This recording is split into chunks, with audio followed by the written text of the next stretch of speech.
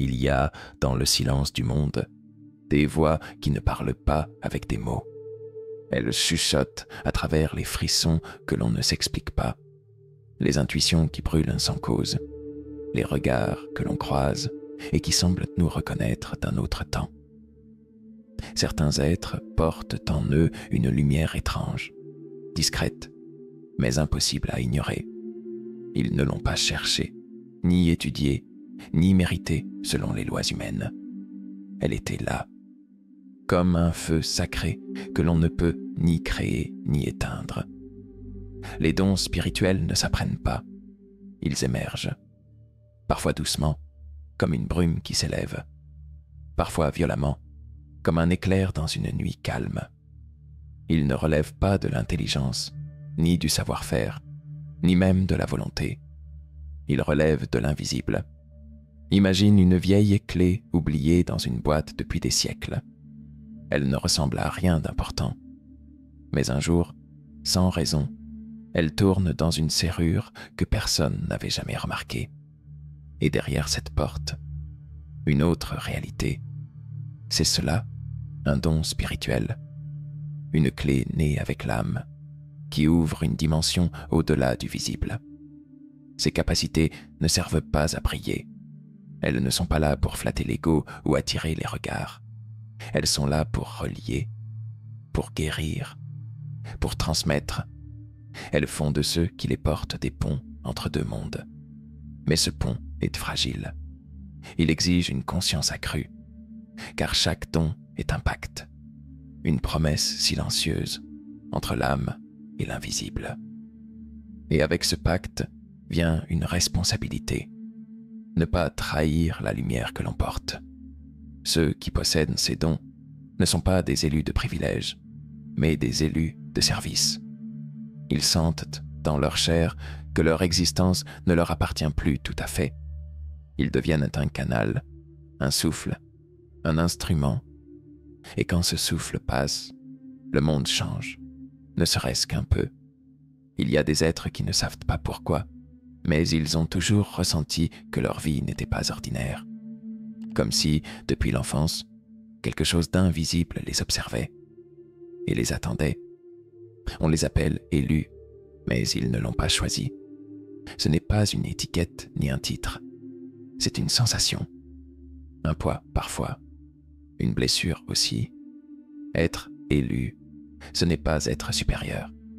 C'est être appelé à voir ce que les autres refusent de voir, à entendre ce que le monde étouffe, à ressentir au plus profond de soi les fractures d'une humanité endormie.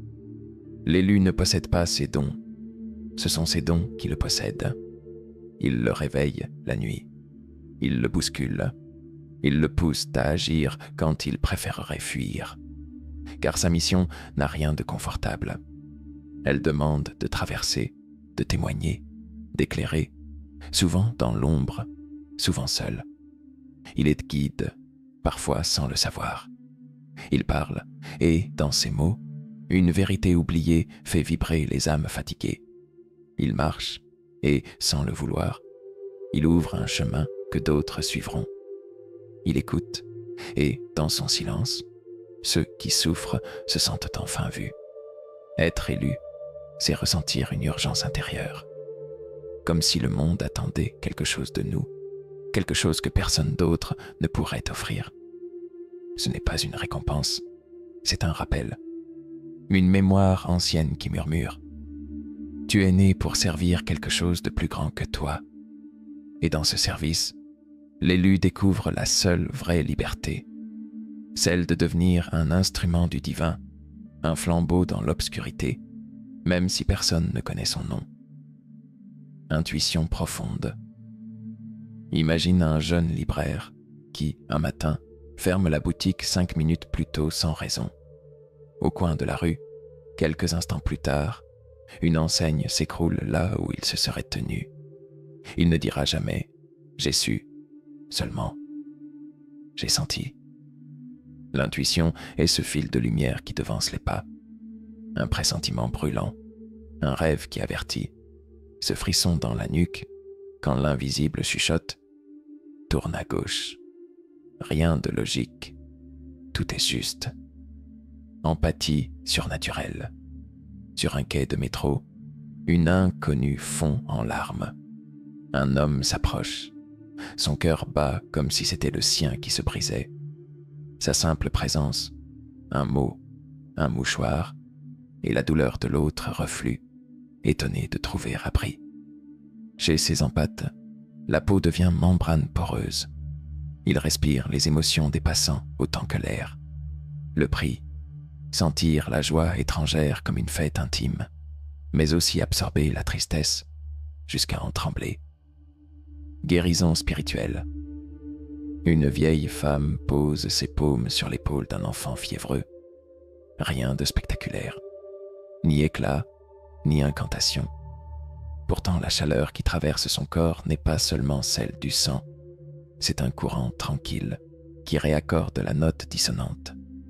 Certains soignent par le toucher, d'autres par une parole qui répare le cœur comme on recoud une couture invisible. L'énergie circule, répond à l'appel, réécrit le langage des cellules. Communication avec le divin. Une peintre s'isole avant l'aube, assise face à la toile blanche. Elle n'attend pas l'inspiration, elle écoute. Dans le silence, un symbole s'impose, précis, impératif. Elle trace un cercle d'or.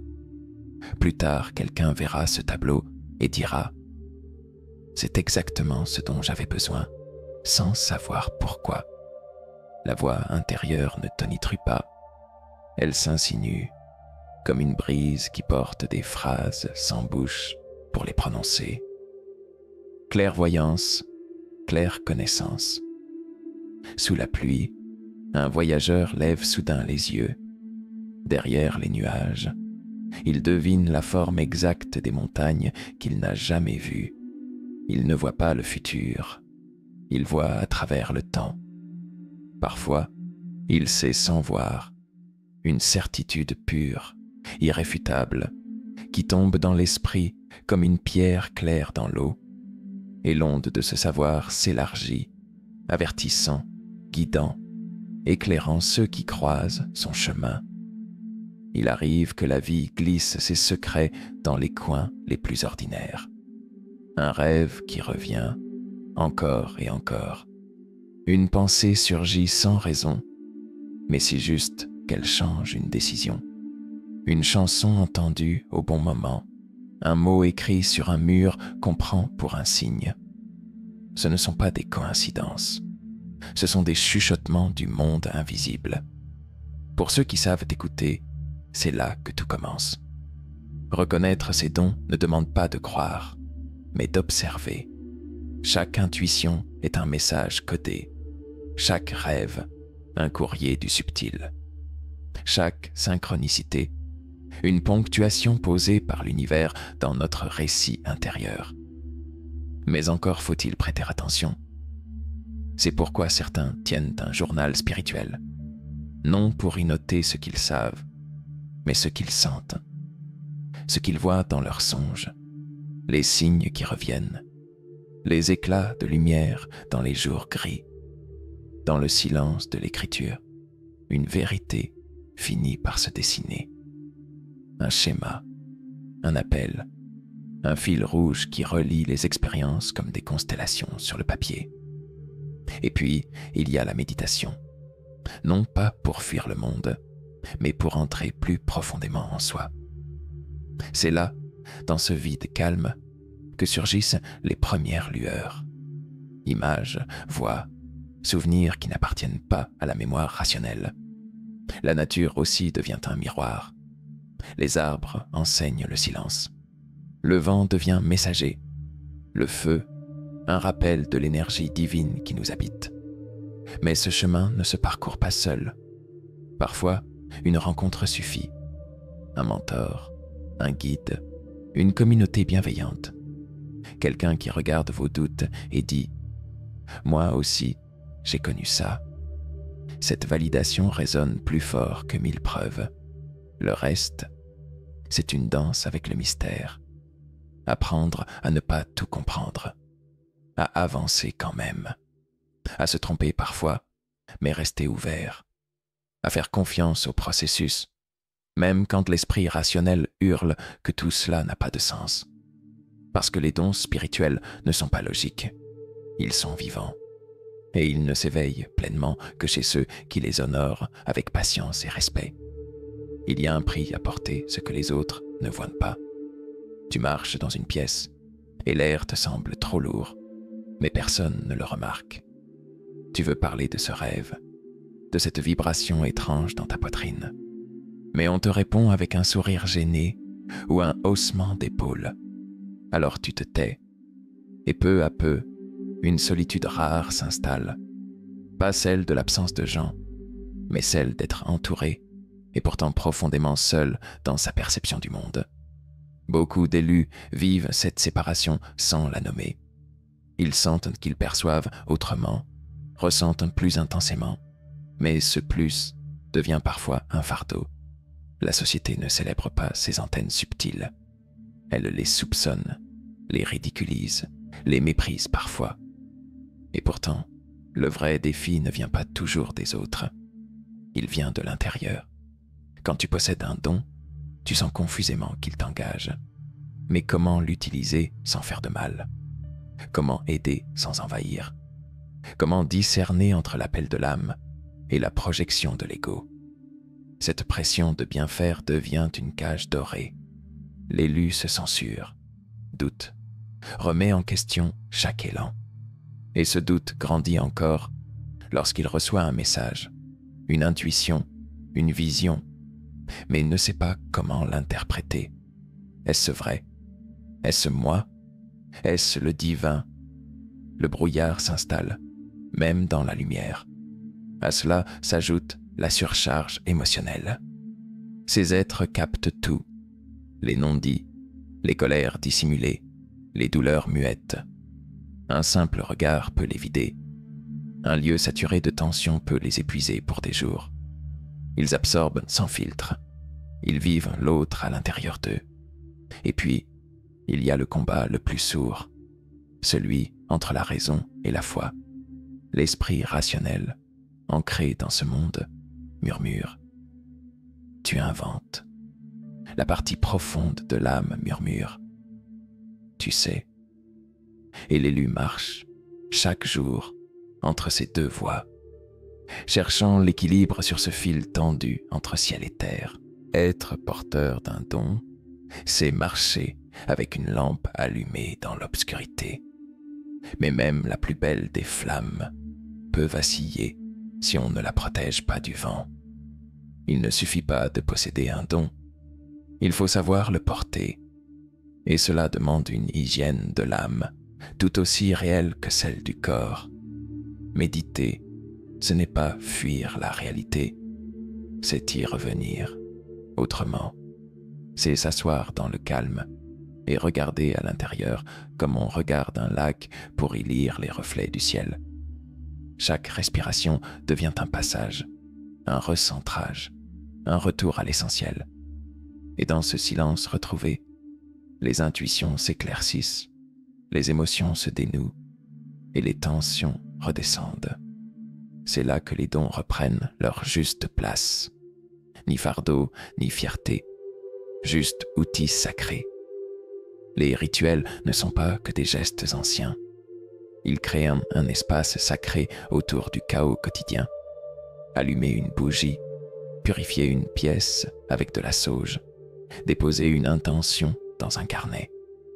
Ces gestes simples rappellent à l'invisible qu'on est prêt, et surtout qu'on est présent. La nature aussi est un refuge. Quand tout déborde, elle absorbe. Marcher pieds nus sur la terre, écouter le vent dans les branches, sentir la rivière sous les doigts, ce ne sont pas des distractions, ce sont des remèdes. La nature rééquilibre sans effort ce que le monde moderne déséquilibre sans pause. Mais il y a des blessures qu'on ne pense pas seul. C'est là qu'intervient la communauté spirituelle. Un cercle de femmes, un guide bienveillant, une personne qui comprend sans qu'on ait besoin d'expliquer. Ces liens sont des ancres, des lieux où l'on peut respirer sans se défendre. Partager ses expériences, c'est alléger son cœur et aussi affiner son regard. Et peut-être le plus important, s'accepter, avec ses forces et ses zones floues, avec ses doutes et ses intuitions fulgurantes. Utiliser ses dons, non pour impressionner, mais pour servir. Non pour se montrer, mais pour aimer. C'est dans cette éthique intime que le don grandit et que l'âme, elle, reste intacte.